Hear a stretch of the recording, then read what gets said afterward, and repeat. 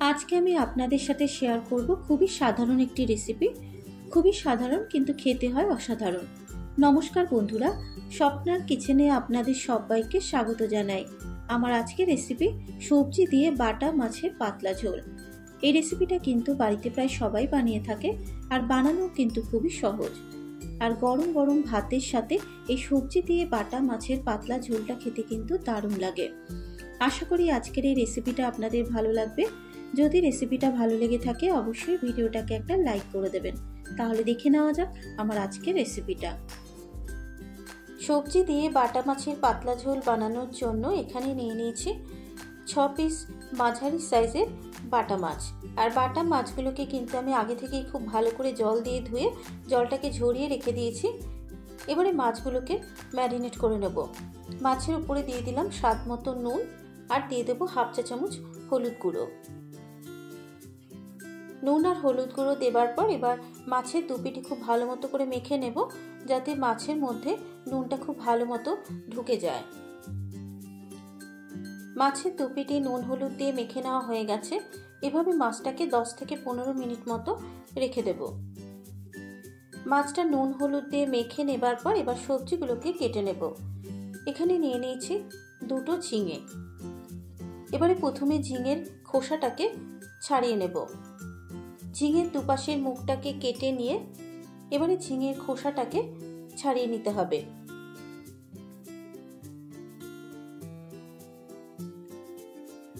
ঝিঙের খোসাটা ছাড়িয়ে নেবার পর এবার ঝিঙেটাকে একটু লম্বা টুকরো করে কেটে নেব।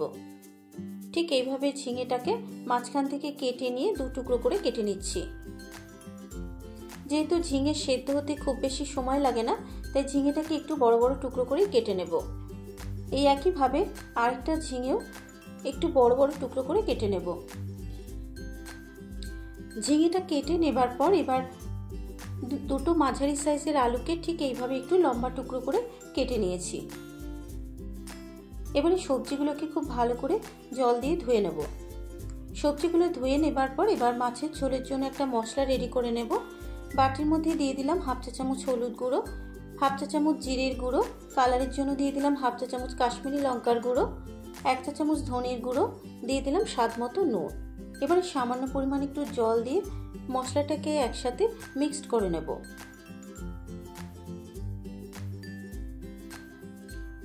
মাছের ঝোলের জন্য মশলাটা রেডি করে নেওয়া হয়ে গেলে এবারে কিন্তু মাছগুলোকে ভেজে নেব। এবারে মাছ ভাজার জন্য কড়াইতে দিয়ে দিলাম বেশ কিছুটা পরিমাণে সর্ষের তেল। এবারে প্রথমে তেলটাকে খুব ভালো মতো করে গরম করে নেব। তেলটা যখন গরম হয়ে যাবে এবার এই তেলের মধ্যে দিয়ে দেব নুন হলুদ মাখানো মাছগুলো। এবারে গ্যাসের ফ্লেমটাকে মিডিয়ামে রেখে মাছগুলোকে কিন্তু হালকা লাল করে ভেজে নেব। মাছের এক পিঠ ভাজা হয়ে যাবার পর এবার মাছগুলোকে উল্টে দেব। এইভাবে উল্টে পাল্টে মাছগুলোকে হালকা লাল করে ভেজে নিতে হবে। তবে মাছগুলোকে বেশি কড়া করে ভাজবো না, কারণ মাছ যদি বেশি কড়া করে ভাজা হয় মাছের স্বাদ কিন্তু নষ্ট হয়ে যায়। তাই এখানে আমি মাছগুলোকে কিন্তু হালকা লাল করেই ভেজে নেব। মিনিট 3 নাড়াচাড়া করে নেবার পর যখন মাছের দুপিটি ঠিক এরকম হালকা লাল করে ভেজে নেওয়া হয়ে যাবে এবারে মাছগুলোকে একটা পাত্রের মধ্যে তুলে নেব।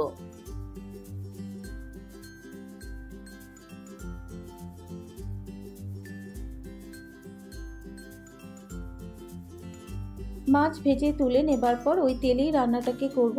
তেলের মধ্যে দিয়ে দিলাম কেটে ধুয়ে রাখা আলু। আলুর মধ্যে দিয়ে দেবো স্বাদ মতো নুন আর দিয়ে দেবো 1/2 চা চামচ হলুদ গুঁড়ো। নুন আর হলুদ গুঁড়ো দেবার পর আলুর সাথে মিশিয়ে নিয়ে আলুটাকে কিন্তু একটু লাল করে ভেজে নেব। যেহেতু আলুটা সেদ্ধ হতে একটু সময় লাগে তাই আলুটাকে একটু ভালো মতো করে ভেজে নেব।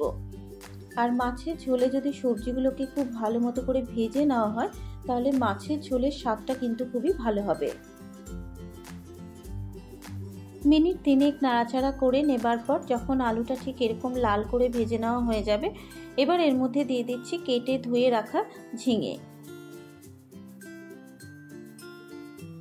ঝিঙেটা দেবার পর এবার ঝিঙেটাকেও কিন্তু ভেজে নেব। তবে ঝিঙেটা ভাজার সময় গ্যাসের ফ্লেমটাকে হাইতে রেখে ঝিঙেটাকে ভাজবো, তা না হলে কিন্তু ঝিঙেটা থেকে জল ছাড়তে শুরু করবে। এবার ঝিঙের ওপরে দিয়ে দিলাম অল্প পরিমাণ একটু নুন আর দিয়ে দিলাম অল্প পরিমাণ একটু হলুদ গুঁড়ো। নুন আর হলুদ গুঁড়ো দেওয়ার পর ঝিঙের সাথে মিশিয়ে নিয়ে মিনিট 2 ঝিঙেটাকে আলুর সাথে ভেজে নেব।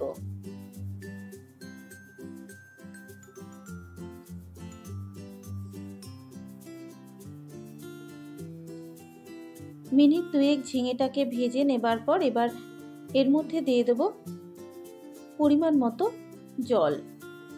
আপনারা যে যেরকম ঝোল খাবেন সেই বুঝেই কিন্তু জলটাকে অ্যাড করবেন। জল দেবার পর আবারও একবার একটু নাড়াচাড়া করে নিয়ে গ্যাসের ফ্লেমটাকে মিডিয়ামে রেখে মিনিট 3-4 ঢাকা দিয়ে ঝিঙে আর আলুটাকে সেদ্ধ হতে দেব। 4 মিনিট পর এবার ঢাকনাটাকে খুলে একটু চেক করে নেব ঝিঙে আর আলুটা সেদ্ধ হয়েছে নাকি। ঝিঙে কিন্তু খুব ভালো মতো সেদ্ধ হয়ে গেছে আর আলুটাও কিন্তু খুব ভালো মতো সেদ্ধ হয়ে গেছে। ঝিঙে আর আলুটা সেদ্ধ হয়ে যাবার পর এবার অন্য একটা কড়াইতে দিয়ে দেবো 2 চা চামচ মতো সর্ষের তেল। তেলটা যখন গরম হয়ে যাবে তেলের মধ্যে দিয়ে দেবো 2টো শুকনো লঙ্কা ফাটিয়ে আর 1/2 চা চামচ রাঁধুনি ফোড়ন দিয়ে দেব।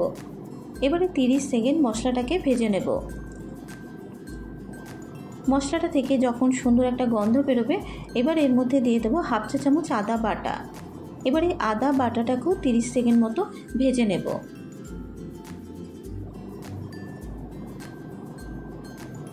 আদার যখন কাঁচা গন্ধটা চলে যাবে এবার এর মধ্যে দিয়ে দেবো আমি যে মশলাটা রেডি করে রেখেছিলাম, দিয়ে দেবো সেই রেডি করে রাখা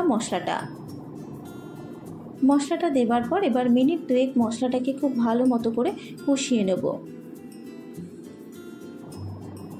মিনিট 2 মশলাটা কষানো হয়ে যাবার পর এবার এর মধ্যে দিয়ে দেবো একটা মাঝারি সাইজের টুকরো করে কেটে নেওয়া টমেটো আর দিয়ে দিলাম 3টে গোটা কাঁচা লঙ্কা। টমেটো আর কাঁচা লঙ্কাটা দেওয়ার পর মশলার সাথে মিশিয়ে নিয়ে আরও 2 মিনিট মশলাটাকে কষিয়ে নেব। মশলাটা কষানো হয়ে যাবার পর মশলাটা থেকে যখন তেল ছেড়ে আসবে এবার মশলাটাকে ঝোলের মধ্যে ঢেলে দেব। মশলাটা ঢেলে দেবার পর এবার ঝোলের সাথে মশলাটাকে মিশিয়ে নেব।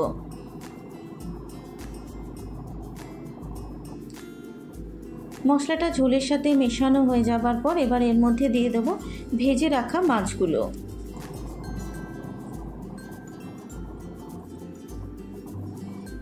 ভেজে রাখা মাছগুলো ঝোলের মধ্যে দেওয়ার পর এবার ঝোলের সাথে মাছগুলোকে উল্টে পাল্টে নেব।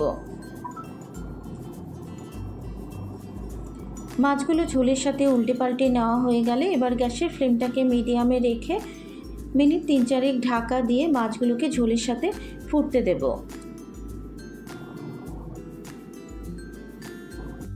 4 মিনিট পর এবার ঢাকনাটাকে খুলে মাছের ঝোলটাকে আবারও একবার একটু নাড়াচাড়া করে নেব।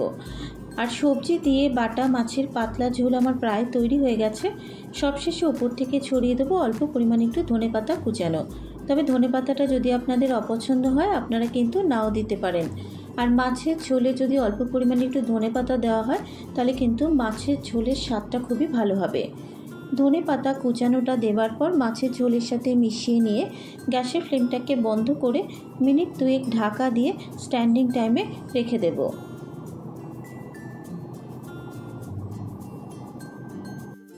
তৈরি হয়ে গেছে আমার আজকের রেসিপি সবজি দিয়ে বাটা মাছের পাতলা ঝোল। আশা করি আজকের এই রেসিপিটা আপনাদের ভালো লেগেছে। যদি রেসিপিটা আপনাদের ভালো লেগে থাকে অবশ্যই আপনারা এভাবে একবার বাড়িতে ট্রাই করবেন ও আমাকে কমেন্ট করে জানাবেন রেসিপিটা আপনাদের কেমন লাগলো। ফেসবুক থেকে দেখলে পেজটা ফলো করার অনুরোধ রইল। আর যারা ইউটিউব থেকে দেখছেন অবশ্যই আমার চ্যানেলটাকে সাবস্ক্রাইব করে পাশে থাকা বেল আইকনটি প্রেস করে দেবেন। আজকের মতো এই পর্যন্ত। আবারও হাজির হয়ে যাব অন্য কোনো নতুন রেসিপি নিয়ে। সুস্থ থাকবেন, ভালো থাকবেন। ধন্যবাদ।